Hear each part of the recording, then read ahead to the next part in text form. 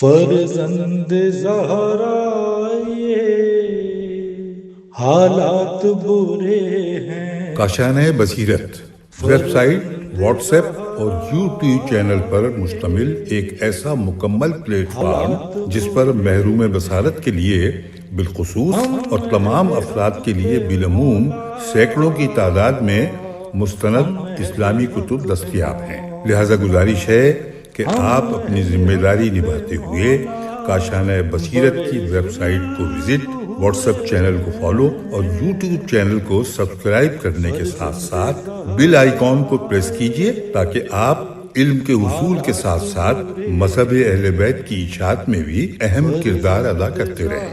کاشانۂ بصیرت حالات برے ہیں۔ بسم اللہ الرحمن الرحیم۔ السلام علیکم، میرا نام راحہ کاظمی ہے اور میں آپ سب کے لیے کاشانۂ بصیرت کے یوٹیوب چینل کے لیے جو کتاب ریکارڈ کر رہی ہوں وہ ہے میزان الحکمت کی جلد نمبر 7۔ اس سلسلے میں ہم صفحہ نمبر 695 پہ پہنچ گئے ہیں۔ فصل نمبر 21 ہے فقر۔ فقر کا عنوان 3220 پہ فقر اور کفر عنوان موجود ہے۔ آئے حدیث کا مطالعہ کرتے ہیں۔ 15984 پہ فقر کفر کے قریب تر ہوتا ہے۔ حضرت رسول اکرم صلی اللہ علیہ وآلہ وسلم بحار الانوار کی جلد نمبر 72 ہے، صفحہ 30 ہے، جلد 73 ہے اور صفحہ نمبر 246 ہے۔ امام جعفر صادق علیہ السلام بحار الانوار کی جلد نمبر 72 ہے، صفحہ نمبر 29 ہے۔ حضرت رسول اکرم صلی اللہ علیہ وآلہ وسلم کنز العمال حدیث نمبر 16682 ہے۔ 15985 پر جو حدیث ہے اس کا ترجمہ ہے، بار الہا میں کفر اور فقر سے تیری پناہ مانگتا ہوں۔ اس پر کسی شخص نے پوچھا کیا یہ دونوں برابر ہیں؟ فرمایا ہاں۔ حضرت رسول اکرم صلی اللہ علیہ وآلہ وسلم کنز العمال حدیث نمبر 16687 15986 پر جو حدیث ہے، اگر میری امت کے فقراء پر میرے رب کی رحمت نہ ہوتی تو فقر کفر کے قریب تر ہو چکا تھا۔ حضرت رسول اکرم صلی اللہ علیہ وآلہ وسلم بحار الانوار کی جلد نمبر 72 ہے اور صفحہ نمبر 47 ہے۔ قول مؤلف حضرت علامہ مجلسی رضوان اللہ علیہ حضور اکرم صلی اللہ علیہ وآلہ وسلم کے اس قول فقر و کفر کے قریب تر ہے کی تشریح کرتے ہوئے فرماتے ہیں، تشریح اس روایت کا شمار ان روایت میں ہوتا ہے جو شیعہ اور اہل سنت میں مشہور ہیں۔ اس میں فقر کی بہت مذمت کی گئی ہے، یعنی فے، 2 نقطوں والا قاف اور رے۔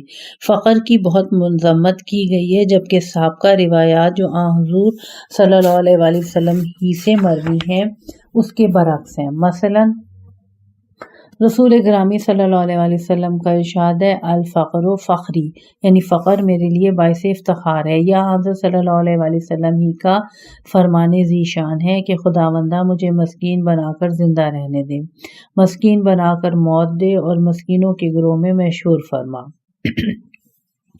زیر بحث روایت کی تصدیق اہل سنت کے ذرائع سے بیان ہونے والی یہ روایت بھی کرتی ہے کہ حضرت صلی اللہ علیہ وآلہ وسلم نے فرمایا، الفقر سواد الوجہ فی الدارین، یعنی فقر دنیا اور آخرت میں روح سیاہی ہے۔ چنانچہ علماء فرماتے ہیں کہ ان 2 طرح کی باہم معارض روایات کو جمع کرنے کی کئی وجوہات ہیں۔ راغب اصفہانی اپنی کتاب المفردات میں فرماتے ہیں کہ لفظ فقر کا استعمال 4 طریقوں سے ہوتا ہے۔ فقر کا استعمال ضروری حاجات کے لیے ہوتا ہے، نمبر 1، اور یہ ضروریات ہر انسان کو عمومی طور پر درپیش رہتی ہیں، جیسا کہ خداوند عالم کا ارشاد ہے کہ اے لوگوں تم سب اللہ کے محتاج ہو اور خداوند عالم سب سے بے نیاز ستودہ صفات ہے۔ سورہ فاطر کی آیت نمبر 15۔ اسی فقر کی طرف اللہ تعالیٰ نے اشارہ کرتے ہوئے انسان کے بارے میں ارشاد فرمایا ہے کہ یعنی ہم نے ان کے بدن ایسے نہیں بنائے کہ کھانا نہ کھائیں۔ سورہ انبیاء کی آیت نمبر 7 ہے۔ نمبر 2 پہ بیان ہوا ہے کہ فقر کا دوسرا استعمال بقدر ضرورت سرمایہ کے نہ ہونے کے لیے ہوتا ہے۔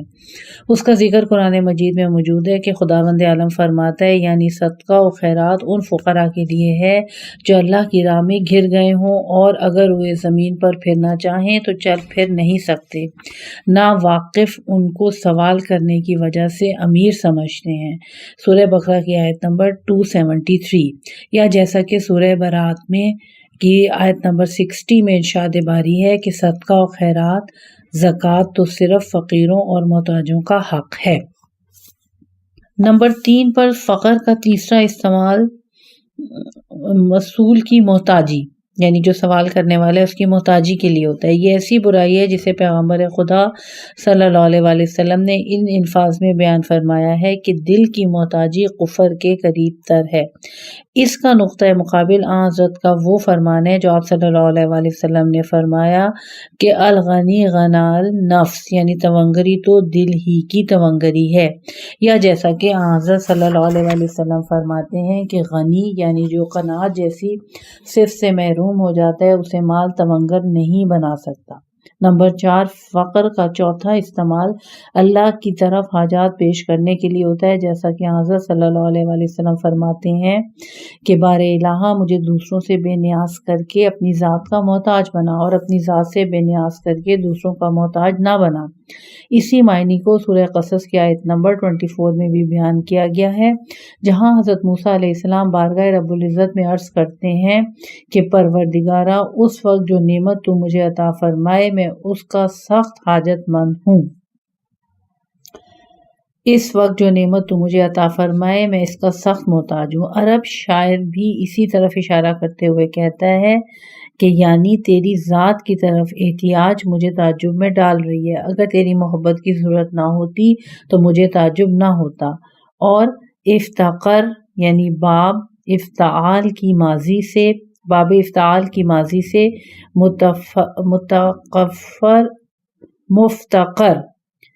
مفتقر اور فقیر اس میں فاعل ہیں، فقر ماضی سے نہیں، اگرچہ قیاس اس بات کا متقاضی ہے کہ فقر ماضی سے، فقیر اس میں فاعل کا صیغہ ہو اور فقیر فقر سے ماخوذ جس کے لغوی معنی ہے مہرہ ٹوٹا ہوا، یعنی عربی گرامر سے لیا گیا ہے۔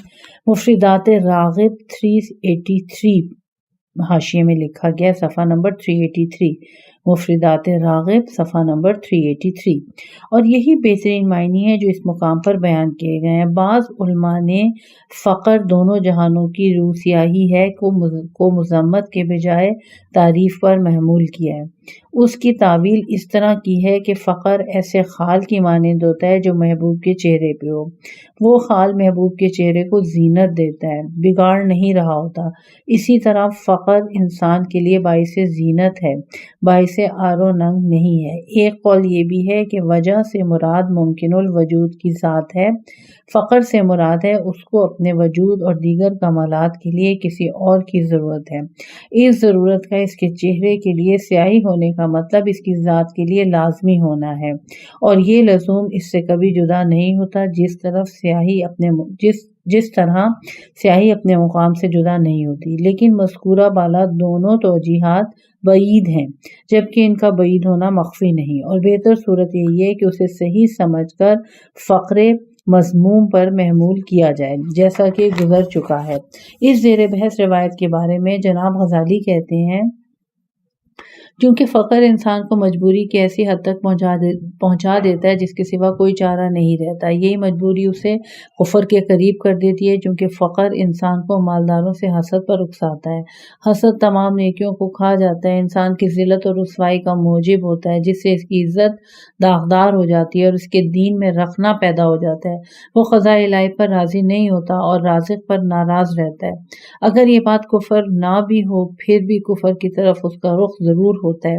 اسی لیے پیغمبر اکرم صلی اللہ علیہ وآلہ وسلم نے فرمایا اللہم انی اعوذ بک من الفقر، یعنی خداوندہ میں فقر سے تیری پناہ مانگتا ہوں۔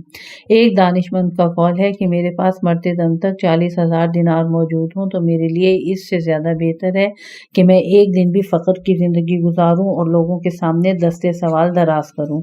باخدا مجھے یہ بات معلوم نہیں کہ میں اگر فقر یا بیماری میں مبتلا ہو جاؤں تو مجھ سے کیسے کیسے گناہ سرزد ہو جائیں۔ ممکن ہے لاشعوری طور پہ میں کفر کا ارتکاب کر لوں۔ اسی لیے پیغمبر عظیم الشان نے ارشاد فرمایا کہ فقر کفر کے قریب تر ہے، کیونکہ فقر انسان کو ہر سختی اور ذلت پر مجبور کر دیتا ہے، حتیٰ کہ بعض اوقات تو اسے خدا کی ذات اور اس کے ملک میں تصرف کے بارے میں اعتراض پر بھی آمادہ کر دیتا ہے۔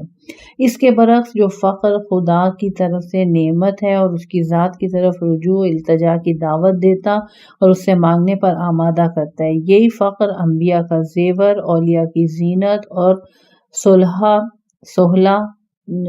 یعنی نیک لوگوں کا لباس ہوتا ہے۔ اسی لیے روایت میں ہے کہ جب تم فقر کو آتا دیکھو تو کہو صالح لوگوں کے شعار خوش آمدید، کہ یہ ایک نعمت جلیلہ ہے۔ البتہ یہ اور بات ہے کہ بڑا دردناک و ناقابل برداشت ہوتا ہے۔ زیر بحث روایت کے بارے میں امام غزالی رحمۃ اللہ علیہ فرماتے ہیں یہ حدیث مال کی تعریف میں ہے۔ مال کی مدح و مذمت میں وارد ہونے والی روایات کو انسان اس وقت تک صحیح طور پہ نہیں سمجھ سکتا جب تک وہ مال کی حکمت و مقصود و فوائد سے مکمل طور پر آگاہ نہ ہو، اور اس کے نقصانات سے اچھی طرح باخبر نہ ہو۔ جب وہ اچھی طرح اس کے فوائد و نقصانات سے باخبر ہو جائے گا تو اسے معلوم ہو جائے گا کہ مال ایک لحاظ سے خیر یعنی اچھائی اور دوسرے لحاظ سے شر یعنی برائی ہے۔ نہ تو یہ خیر محض ہے اور نہ ہی شر محض، بلکہ یہ بیک وقت دونوں امور کا سبب ہوتا ہے۔ اس لیے ایک مرتبہ تو اس کی تعریف کی جاتی ہے اس کی اچھائی کے پہلو کے پیش نظر، اور دوسری مرتبہ مذمت اس کے برائی کے پہلو کے پیش نظر۔ دراصل سمجھدار و باخبر انسان ہی کو معلوم ہو سکتا ہے کہ مال ممدوح کون سا ہے اور مال مذموم کون سا۔ ہمارے بعض علماء فرماتے ہیں کہ یہ جو دعائیہ کلمات ہیں کہ اللہم نعوذ بک من الفقر والقلۃ، یعنی خداوندہ ہم فقر اور قلت، اللہم نعوذ بک من الفقر والقلۃ، یعنی خداوندہ ہم فقر اور قلت سے تیری پناہ چاہتے ہیں، تو اس کا مطلب یہ ہے کہ ہم دل کے فقر سے پناہ مانگتے ہیں، اور جو انسان کو خدائی نعمتوں کے کفران اور اس کی یاد کو بھلا دینے کا سبب بن جاتا ہے، انسان کو ایسے کام کرنے کی دعوت دیتا ہے جس سے اس کی عزت جاتی رہتی ہے اور دین میں رکھنا پیدا ہو جاتا ہے۔ قلت کو قلت صبر یعنی صبر کی کمی یا قلت عددی کمی پر محمول کیا جائے گا۔ ایک روایت میں ہے کہ حضرت صلی اللہ علیہ وآلہ وسلم نے جہاں فقر سے خدا کی پناہ طلب کی ہے وہاں یہ بھی فرمایا ہے الفقر فخری و بہ افتخر علی سائر الانبیاء، یعنی فقر میرے لیے سرمایہ افتخار ہے اور اسی کے ذریعے میں تمام انبیاء پر فخر کروں گا۔ بس فقر کے بارے میں وارد ہونے والی دونوں طرح کی حدیثوں کو اسی طرح جمع کیا جائے گا جس فقر سے حضرت صلی اللہ علیہ وآلہ وسلم نے خدا کی پناہ مانگی ہے۔ اس سے مراد لوگوں کی طرف احتیاج اور ضرورت کا پیش کرنا ہے، نیز جس فقر پر فخر کیا ہے اس سے اللہ تعالیٰ کی طرف احتیاج و ضرورت مراد ہے۔ فقر جو حضرت صلی اللہ علیہ وآلہ وسلم کے لیے دوسرے تمام انبیاء پر موجب افتخار ہے، حالانکہ دوسرے انبیاء بھی اس بارے میں آپ کے شریک ہیں، تو اس کی وجہ یہ ہے کہ آپ کی توحید پرستی، بارگاہ الہی میں تقرب اور تمام دنیا سے کٹ کر ذات اہلیت سے تعلق اس حد تک اعلیٰ ترین درجے پر تھا کہ کوئی بھی نبی اور رسول آپ کی اس منزل تک نہیں پہنچ سکا، لہٰذا آپ کا درجہ جس قدر بلند تھا فقر کا مقام بھی اسی قدر بلند تھا، اور تمام و کمال کی اس حد تک پہنچا ہوا تھا جہاں کسی اور نبی اور رسول کا فقر نہیں پہنچ سکا۔ شارح کرمانی شرح بخاری میں حضرت صلی اللہ علیہ وآلہ وسلم کے اس قول اعوذ بک من الفقر کے بارے میں لکھتے ہیں کہ حضرت صلی اللہ علیہ وآلہ وسلم نے یہ جملہ کہہ کر تونگری کی فضیلت پر استدلال قائم فرمایا ہے، اور ساتھ ہی اللہ تعالیٰ کا یہ قول بھی کہ ان ترکا خیرہ یعنی اگر مرنے والا کوئی خیر یعنی مال چھوڑے تو اسے وصیت کرنا چاہیے، لہٰذا یہاں خیر سے مراد مال ہے۔ سورہ بقرہ کی آیت نمبر 180۔ نیز یہ بھی حضرت صلی اللہ علیہ وسلم کی وفات اکمل ترین حالات میں ہوئی، اللہ کی مہربانی سے اس وقت آپ صلی اللہ علیہ وسلم کی مالی حالت اچھی تھی، اور یہ بھی کہ تونگری ایک برحق صفت ہے۔ رہی رسول پاک صلی اللہ علیہ وسلم کی یہ حدیث کہ اکثر اہل جنت فقیر ہی ہوں گے، تو یہ حضرت صلی اللہ علیہ وسلم کی طرف سے آنے والے واقعے کے بارے میں ایک خبر ہے، جیسا کہ کہا جاتا ہے کہ اکثر دنیا والے فقیر ہیں۔ بس حضرت صلی اللہ علیہ وسلم کے دنیوی نعمتوں کے کنارہ کش رہنے کی وجہ یہ ہے کہ آپ صلی اللہ علیہ وسلم یہ نعمتیں دنیا میں حاصل کرنے کے بجائے آخرت میں لینے کے زیادہ خواہش مند تھے۔ اس نظریے کا کچھ لوگوں نے اس طرح جواب دیا ہے کہ حضرت صلی اللہ علیہ وسلم کی فقر کے لیے دعا اور آپ صلی اللہ علیہ وسلم کا دنیوی نعمتوں کا ترک کرنا فقر کی فضیلت پر دلالت کرتا ہے، اور آپ کا فقر سے پناہ کی دعا مانگنا تونگری سے پناہ کی دعا کے معارض سے ہے۔ اور اس بات سے تو کسی کو اختلاف نہیں کہ مال خیر ہے بلکہ افضل ہے، لیکن جب حضرت صلی اللہ علیہ وسلم کی وفات ہوئی تو اس وقت آپ کی زرہ رہن رکھی ہوئی تھی، لہٰذا اللہ تعالیٰ کی تونگری کے معنی اور ہیں۔ ایک اور مکتب فکر کا نظریہ یہ ہے کہ بقدر کفایت مال کا ہونا تونگری اور فقر دونوں سے افضل ہے، کیونکہ ایسا مال دونوں قسم کی صورتحال کی آفات سے محفوظ ہوتا ہے، یعنی تونگری اور فقر دونوں سے بعید نہیں کہ یہ نظریہ صحیح ہو۔ بعض لوگ کہتے ہیں کہ مذکورہ سب صورتیں صحیح ہیں، لیکن اصل سوال یہ ہے کہ فقر و غنا میں سے کون سی صورتحال افضل ہے، فقر یا غنا؟ کیونکہ اختلاف تو اس بات میں ہے کہ جو ان اوصاف میں سے کسی سے متصف ہوں تو وہ کون سی صفت اس کے حق میں ہوگی۔ ایک اور قول یہ ہے کہ ایسا سوال کہ ان میں سے کون سی صفت افضل ہے صحیح نہیں، کیونکہ ہو سکتا ہے کہ ایک وصف کے باعث انسان اپنے اعمال صالح بجا لائے تو دوسری صفت سے بجا نہ لا سکے، بس وہ صفت افضل ہوگی جس کی وجہ سے نیک اعمال بجا لا رہا ہے۔ اب رہا یہ سوال کہ دونوں ہی صورتوں میں اعمال صالح بجا لاتا ہے، تو پھر یہ دیکھنا ہے کہ اللہ تعالیٰ کے نزدیک ان میں سے کون سی صفت افضل ہے۔ اسی لیے کہا جاتا ہے کہ اختلاف اس فقیر کے بارے میں ہے جو حریص نہیں ہوتا، اور غنی جو بخیل نہیں ہوتا، کیونکہ یہ بات تو کسی سے پوشیدہ نہیں کہ قناعت کرنے والا فقیر بخل کرنے والے مالدار سے افضل ہے، اور سخی مالدار حریص فقیر سے۔ اس لیے کسی چیز کی اچھائی یا برائی ذاتی نہیں ہوتی، بلکہ دیکھنا یہ ہوتا ہے کہ اس سے انسان کا مقصود کیا ہے، تاکہ اس سے اس کی فضیلت یا برائی کا پتہ لگایا جا سکے۔ اس لحاظ سے اگر دیکھا جائے تو مال بذات خود کوئی خطرناک چیز نہیں ہے، بلکہ یہ خطرناک اس وقت ہوتا ہے جب یہ انسان کو اللہ سے دور کر دے۔ اسی طرح فقر بھی بذات خود کوئی بری چیز نہیں ہے، بلکہ برا اس وقت ہوتا ہے جب اللہ کی رضا سے انسان کو باز رکھے، کیونکہ بہت سے مالدار ایسے ہیں جن کی تونگری انہیں اللہ سے بے نیاز نہیں کرتی، اور بہت سے فقیر ایسے ہوتے ہیں جن کا فقرا انہیں اللہ سے دور کر دیتا ہے۔ البتہ اگر کثرت کو سامنے رکھ کر کوئی فیصلہ کیا جائے تو فقیر خطرہ سے بعید ہوتا ہے، کیونکہ تونگری کا فتنہ فقر کے فتنے سے زیادہ سخت ہے۔ بعض حضرات کہتے ہیں کہ لوگوں کا اصل مسئلہ ہی اختلاف ہے۔ کچھ لوگ وہ ہیں جو فقر کو فضیلت دیتے ہیں، جبکہ کچھ وہ ہیں جو غنا کو افضل سمجھتے ہیں، نیز جو کچھ وہ ہیں جو بقدر کفایت کو افضل جانتے ہیں، جبکہ یہ تینوں صورتیں محل اختلاف سے خارج ہیں۔ بلکہ اصل اختلاف اس بات میں ہے کہ دو حالتوں میں سے کون سی حالت اللہ کے نزدیک بندے کے لیے بہتر ہے کہ اسے حاصل کرے اور اپنے آپ کو اس سے متصف کرے۔ کیا مال کی قلت افضل ہے کہ دنیاوی دھندوں سے انسان فارغ البال ہو کر اپنے رب سے مناجات کی لذت اٹھائے اور آخرت میں طولانی حساب کی مشقت سے اپنے آپ کو چھٹکارا دلائے، یا کثرت مال کے حصول میں مشغول رہنا افضل ہے کہ نیکیوں اور بخششوں کے لیے مال کو زیادہ سے زیادہ حاصل کر کے اس کے منافع سے دوسروں کو فائدہ پہنچائے؟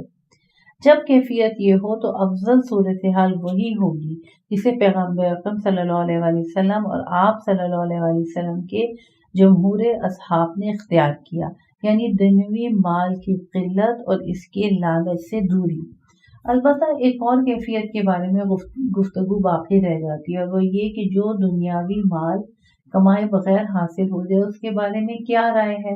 مثلا میراث اور مال غنیمت، کیا اسے فوراً نیکی کی راہوں میں خرچ کر دیا جائے، اس سے کچھ بھی اپنے پاس نہ رکھا جائے، یا اسے منافعت کے حصول میں لگا دیا جائے، یعنی نفع کے، اور اس سے حاصل ہونے والے منافع کو نیک راہوں میں خرچ کیا جائے؟ وہ خود ہی کہتے ہیں کہ اس کی بھی دو قسمیں ہیں۔ ابن حجر کہتے ہیں کہ اس بارے میں یہ طریقہ اختیار کیا جائے کہ اسے خرچ کر دینا چاہیے اور صرف بقدر کفایت اپنے پاس رکھنا چاہیے۔ اگر انسان اس طریقے کو اپنا لے تو اس کے لیے نقصان دہ نہیں ہوگا۔ جو لوگ اس بات کا دعویٰ کرتے ہیں کہ جمہور صحابہ ناداری اور زہد کی حالت میں زندگی بسر کرتے رہے، یہ بات قابل قبول نہیں ہے، کیونکہ ان حالات کے بارے میں جو بات مشہور ہے وہ یہ ہے کہ اسلامی فتوحات کے بعد ان کی دو قسمیں ہو گئی تھیں۔ ایک قسم ان لوگوں کی تھی جو اپنے نفس کی تونگری کو بحال رکھتے ہوئے مال اپنے پاس رکھتے تھے، جسے وہ اللہ کا قرب حاصل کرنے کے لیے نیکی و بھلائی اور ہمدردی کے کاموں میں بھی صرف کرتے تھے۔ دوسری قسم ان لوگوں کی تھی جنہوں نے فتوحات سے پہلے کی اپنی حالت کو برقرار رکھا، البتہ ان کی تعداد بہت کم تھی۔ بہرحال روایت اس بارے میں مختلف ہیں۔ جن لوگوں کے بارے میں اختلاف ہے وہ لوگ تھے جن کے پاس کچھ نہیں ہوتا تھا، اور ان کے حق میں بہتر یہ ہوتا تھا کہ سوال کی ذلت سے بچنے کے لیے کوئی نہ کوئی کاروبار کیا کرتے تھے، یا کاروبار چھوڑ کر کسی جنگ میں فتح کے منتظر رہتے کہ اللہ انہیں بن مانگے جو چاہے غنیمت میں عطا کر دے۔ علامہ مجلسی علیہ رحمہ کہتے ہیں کہ فقر و غنا کے بارے میں وارد ہونے والی احادیث کو باہم اس طرح جمع کیا جا سکتا ہے کہ کہا جا سکے کہ مذکورہ دونوں صورتیں خداوند کریم کی نعمتوں میں سے ہیں، اور خداوند عالم اپنے بندوں میں سے جسے چاہتا ہے اس نعمت سے سرفراز فرما دیتا ہے۔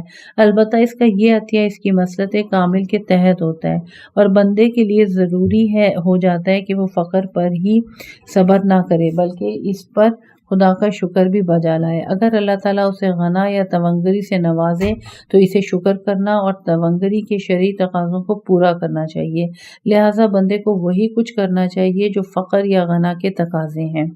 غالب طور پہ یہی کہا جائے گا کہ صبر کرنے والے فقیر کے لیے شکر کرنے والے تونگر سے زیادہ ثواب ہے، لیکن ان دونوں کے حالات و مراتب میں بہت بڑا فرق ہے، لہٰذا دونوں اطراف میں سے کسی ایک پر کلی حکم نہیں لگایا جا سکتا۔ ظاہر یہ ہے کہ بقدر کفایت کی نوعیت دونوں اطراف میں بہتر ہے، اور اس کا خطرہ بھی ان دونوں سے بہت کم ہے، اسی لیے اکثر دعاؤں میں سے اس کے طلب کرنے کا حکم وارد ہوا ہے۔ حضرت صلی اللہ علیہ وآلہ وسلم نے بھی اپنی آل و اطرت علیہم السلام کے لیے اسی بارے میں دعا فرمائی ہے، اور اس بارے میں مزید گفتگو انشاءاللہ کتاب المقاصب میں آئے گی۔ بحار الانوار کی جلد نمبر 72 ہے، صفحہ نمبر 30 تا 34 ہے۔ 3221 پہ فقر سب سے بڑی موت ہے۔ اس سلسلے میں پہلی حدیث 15987 پہ فقر سب سے بڑی موت ہے۔ حضرت علی علیہ السلام، نہج البلاغہ حکمت نمبر ہے 163، بحار الانوار کی جلد نمبر 72 ہے اور صفحہ نمبر 45۔ اگلی حدیث 15988 پہ غربت مرد زیرک و دانا کی زبان کو دلائل کی قوت سے عاجز بنا دیتی ہے، اور مفلس اپنے شہر میں رہ کر غریب الوطن ہوتا ہے۔ حضرت علی علیہ السلام، بحار الانوار کی جلد نمبر 72 ہے، صفحہ نمبر 46 ہے، نہج البلاغہ کی حکمت نمبر 3 ہے۔ 15989 پہ غربت مرد زیرک و دانا کی زبان کو اپنی حاجت بیان کرنے سے عاجز کر دیتی ہے۔ حضرت علی علیہ السلام، شرح ابن ابی الحدیث جلد 18 ہے، صفحہ نمبر 87 ہے۔ 15990 پہ فقر ہی سب سے بڑی موت ہے۔ حضرت امام جعفر صادق علیہ السلام، بحار الانوار کی جلد نمبر 13 ہے اور صفحہ نمبر ہے 348۔ 15991 پہ غربت قتل ہو جانے سے بھی زیادہ سخت ہے۔ حضرت رسول اکرم صلی اللہ علیہ وآلہ وسلم بہار الانوار کی جلد نمبر 72 ہے اور صفحہ نمبر 47 ہے۔ 15992 پر حدیث ہے، فقر نفس کو غافل، عقل کو مدہوش کرنے کے علاوہ رنج و غم کا موجب بنتا ہے۔ حضرت علی علیہ السلام غرور الحکم۔ اگلی حدیث 15993 پر مختصر سی قبر مفلسی سے بہتر ہے، حضرت علی علیہ السلام غرور الحکم۔ 15994 پہ حدیث کا ترجمہ، حضرت امیر المومنین علیہ السلام اپنے فرزند جناب امام حسن علیہ السلام سے فرماتے ہیں، کسی انسان کو اس کے رزق کے حصول پر ملامت نہ کرو، کیونکہ جو رزق سے محروم ہو جاتا ہے اس کے گناہ زیادہ ہونے لگتے ہیں۔ اے فرزند، فقیر حقیر ہوتا ہے، اس کی بات کو کوئی نہیں سنتا، اس کے مقام و مرتبے کو کوئی نہیں پہچانتا۔ اگر فقیر اپنی باتوں میں سچا بھی ہو تب بھی لوگ اسے جھوٹا جانتے ہیں، اور اگر وہ زاہد ہو تو لوگ اسے جاہل کہتے ہیں۔ بیٹے، جو فقر میں مبتلا ہو جاتا ہے وہ 4 قسم کی مصیبتوں میں گرفتار ہو جاتا ہے۔ نمبر 1، اس کے یقین میں کمزوری آ جاتی ہے۔ نمبر 2، اس کی عقل میں کمی واقع ہو جاتی ہے۔ نمبر 3، اس کے دین میں کمزوری آ جاتی ہے، اور نمبر 4، اس کے حیا میں کمی آ جاتی ہے۔ لہٰذا ہم سب فقر و غربت سے اللہ تعالیٰ کی پناہ مانگتے ہیں۔ بہار الانوار کی جلد نمبر 72 ہے اور صفحہ نمبر 47 ہے۔ 15995 پر حدیث کا ترجمہ، حضرت امیر المومنین علیہ السلام اپنے فرزند محمد بن حنفیہ رحمۃ اللہ علیہ سے فرماتے ہیں، اے فرزند، میں تمہارے لیے فقر و تنگ دستی سے ڈرتا ہوں، لہذا فقر و ناداری سے اللہ کی پناہ مانگو، کیونکہ یہ دین کے نقص، عقل کی پریشانی اور لوگوں کی نفرت کا باعث ہوتا ہے۔ نہج البلاغہ کی یہ حکمت نمبر 319 تھی۔ بہار الانوار کی جلد نمبر 72 صفحہ نمبر 53، شرح ابن ابی الحدید ہے، جلد نمبر 19 ہے اور صفحہ نمبر 226 ہے۔ 15996 پر جو حدیث ہے اس کا ترجمہ ہے کہ اللہ تعالیٰ نے حضرت ابراہیم علیہ السلام کی طرف وحی فرمائی، اے ابراہیم علیہ السلام، میں نے تجھے پیدا کیا اور نار نمرود کے ذریعے تیری آزمائش کی۔ اگر میں تجھے فقر و تنگ دستی کے ذریعے آزماتا اور صبر کی توفیق بھی تجھ سے اٹھا لیتا تو تو کیا کرتا؟ ابراہیم علیہ السلام نے عرض کیا، پروردگارا، میرے نزدیک تو فقر نار نمرود سے زیادہ مشکل اور سخت تر تھا۔ اللہ تعالیٰ نے فرمایا، مجھے اپنی عزت و جلال کی قسم، میں نے زمین و آسمان میں فقر سے بڑھ کر کوئی مشکل اور شدید تر چیز پیدا نہیں کی۔ حضرت رسول اکرم صلی اللہ علیہ وآلہ وسلم بہار الانوار کی جلد نمبر 72 ہے، صفحہ نمبر 47 ہے۔ 15997 پر حدیث کا ترجمہ، حضرت لقمان کے اپنے فرزند کو وصیت سے اقتباس، اے فرزند عزیز، یاد رکھو کہ میں نے ایلوے اور دیگر تلخ چیزوں کو چکھا، لیکن میں نے فقر سے کسی بھی چیز کو زیادہ تلخ نہیں پایا۔ لہٰذا اگر تم کسی دن فقیر ہو جاؤ تو فقر کو اپنے اور اپنے رب کے درمیان ہی رہنے دو اور اس کا ذکر لوگوں کے سامنے نہ کرو، ورنہ ان کی آنکھوں میں حقیر ہو جاؤ گے۔ بہار الانوار کی جلد نمبر 72 ہے، صفحہ نمبر 53 ہے۔ جکی جلد نمبر 13 اور صفحہ نمبر 432 ہے۔ اس کتاب میں مکمل روایت موجود ہے، جلد نمبر 78، 458 پیج ہے۔ اس کتاب میں بھی پوری روایت موجود ہے۔ 18558 پر جو حدیث ہے، 4 چیزیں کمر کو توڑ کر رکھ دیتی ہیں، ان میں ایک ایسا فقر ہے جس کے مداوے کے لیے انسان کو کوئی یار و مددگار نہ ملے۔ حضرت علی علیہ السلام بہار الانوار کی جلد نمبر 72 ہے اور صفحہ نمبر 39 ہے۔ 15999 پر جو حدیث ہے اس کا ترجمہ، غربت انسان کو اپنے ہی شہر میں اجنبی بنا دیتی ہے۔ حضرت علی علیہ السلام نہج البلاغہ حکمت نمبر 56۔ 16000 پر جو حدیث ہے اس کا ترجمہ ہے، فقیر اور غریب سے ہیبت محال ہوتی ہے کہ اس سے کوئی نہیں ڈرتا۔ حضرت امام جعفر صادق علیہ السلام بہار الانوار کی جلد نمبر 74 ہے اور صفحہ نمبر 194 ہے۔ قول مؤلف ملاحظہ ہو، باب دینی فقر سرخ موت ہوتا ہے۔ 3222 پر فقر میرا فخر ہے۔ 1601 پر اس سلسلے میں حدیث ہے اور مختصر سی حدیث ہے کہ الفقر فخری، فقر میرے لیے باعث فخر ہے۔ حضرت رسول خدا صلی اللہ علیہ وسلم بہار الانوار کی جلد نمبر 72 ہے اور صفحہ نمبر 49 ہے۔ 1602 پر فقر میرے لیے موجب فخر ہے اور میں اس پہ افتخار کرتا ہوں۔ حضرت رسول اکرم صلی اللہ علیہ وسلم بہار الانوار کی جلد نمبر 72 ہے اور صفحہ نمبر 55 ہے۔ 1603 پر ترجمہ فقر لوگوں کے نزدیک ایک عیب ہے جبکہ اللہ کے نزدیک بروز قیامت یہ زینت ہے۔ حضرت رسول اکرم صلی اللہ علیہ وسلم بہار الانوار کی جلد نمبر 72 ہے، صفحہ نمبر 45 ہے۔ کنز العمال کی جلد نمبر حدیث نمبر ہے 16595۔ 1604 پر ہے مصیبتیں اللہ کی طرف سے عطیہ ہوا کرتی ہیں اور فقر اللہ کے خزانے میں مخفی ہوتا ہے۔ حضرت امام جعفر صادق علیہ السلام بہار الانوار جلد نمبر 72 ہے اور صفحہ نمبر 8 ہے۔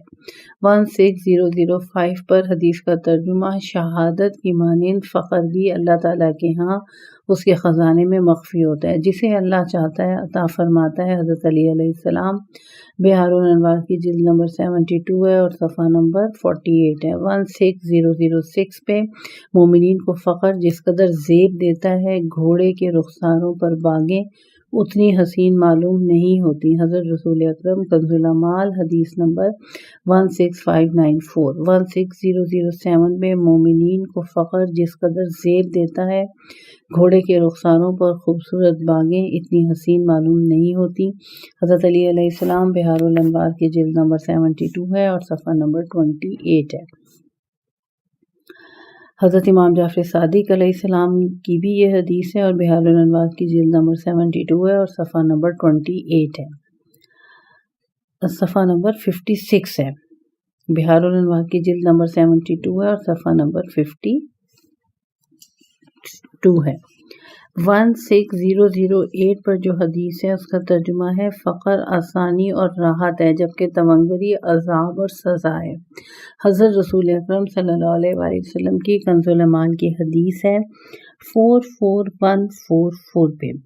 1609 پر حدیث کا ترجمہ جو سلامتی چاہتا ہے اسے فقر کو ترجیح دینا چاہیے اور جو آسودگی کا طلبگار ہے اسے دنیا میں زہد کو ترجیح دینا لازم ہے۔ حضرت علی علیہ السلام غرور الحکم۔ 1610 پہ بار الہ مجھے مسکین بنا کر زندہ رکھ، مسکین بنا کر موت دے اور مسکینوں کے گروہ میں مشہور فرما۔ حضرت رسول اکرم صلی اللہ علیہ وسلم کنز العمال حدیث 16592 16593 16668 16669۔ 1611 پہ جو حدیث ہے اس کا ترجمہ ہے یا اللہ مجھے اپنا فقیر بنا کے موت دے، غنی بنا کر موت نہ دے اور قیامت کے دن مجھے مسکینوں کے زمرے میں محشور فرما۔ حضرت رسول اکرم صلی اللہ علیہ وسلم کنز العمال کی حدیث ہے 16670 اور 16671۔ 16012 پر جو حدیث ہے اس کا ترجمہ ہے کہ مجھے اللہ کی راہ میں اذیتیں پہنچائی گئیں، کسی اور کی راہ میں نہیں۔ مجھے اللہ سے ڈرایا گیا، کسی اور سے نہیں ڈرایا گیا۔ مجھ پر 30 دن اور راتیں ایسی بھی آئیں کہ میرے اور بلال رضی اللہ تعالیٰ عنہ کے لیے اس قدر کھانا نہیں تھا جسے کوئی انسان کھاتا، اگر آیا تو صرف اسی قدر آیا جسے بلال رضی اللہ تعالیٰ عنہ کی بغل چھپا لیتی ہے۔ حضرت رسول اکرم صلی اللہ علیہ وآلہ وسلم کنز العمال کی حدیث ہے 16678۔ 16013 پر حدیث کا ترجمہ مجھے اس ذات کی قسم جس کے قبضہ قدرت میں محمد صلی اللہ علیہ وآلہ وسلم کی جان ہے، کسی صبح کو آل محمد صلی اللہ علیہ وآلہ وسلم کے گھر میں 1 ساعہ یعنی 3 کلو غلہ یا 1 ساعہ کھجور موجود نہیں ہوتی تھی۔ حضرت رسول اکرم صلی اللہ علیہ وآلہ وسلم کنز العمال کی حدیث نمبر ہے 16679۔ 16014 پہ حدیث کا ترجمہ انبیاء، ان کی اولاد اور ان کے پیروکاروں کو 3 خوبیوں سے نوازا گیا ہے۔ نمبر 1 بدن میں بیماری، نمبر 2 بادشاہ سے خطرہ اور نمبر 3 فقر و تنگ دستی۔ امام موسی کاظم علیہ السلام، بہار الانوار کی جلد نمبر 72 اور صفحہ نمبر 46۔ 16015 پر جو حدیث ہے اس کا ترجمہ ہے، حضرت رسول خدا صلی اللہ علیہ وآلہ وسلم سے پوچھا گیا کہ فقر کسے کہتے ہیں؟ فرمایا یہ اللہ کے خزانوں میں سے ایک خزانہ ہے۔ پھر پوچھا گیا فقر کیا ہوتا ہے؟ فرمایا اللہ کی طرف سے ایک خاص عنایت ہے۔ پھر تیسری بار پوچھا گیا فقر کیا چیز ہے؟ فرمایا یہ ایسی چیز ہے جسے اللہ یا تو کسی نبی مرسل کو عطا فرماتا ہے یا پھر ایسے مومن کو جو اس کے نزدیک بڑی عزت رکھتا ہے۔ بہار الانوار کی جلد نمبر 72 ہے، صفحہ نمبر 47 ہے۔ قول مؤلف ملاحظہ ہو، باب فقر کیا ہے۔ 3224 پر جو عنوان ہے وہ ہے فقر کیا ہے۔ 16023 پر حدیث کا ترجمہ، حضرت امام حسن علیہ السلام سے پوچھا گیا کہ فقر کیا ہوتا ہے؟ فرمایا نفس کا ہر چیز کے لیے لالچ کرنا۔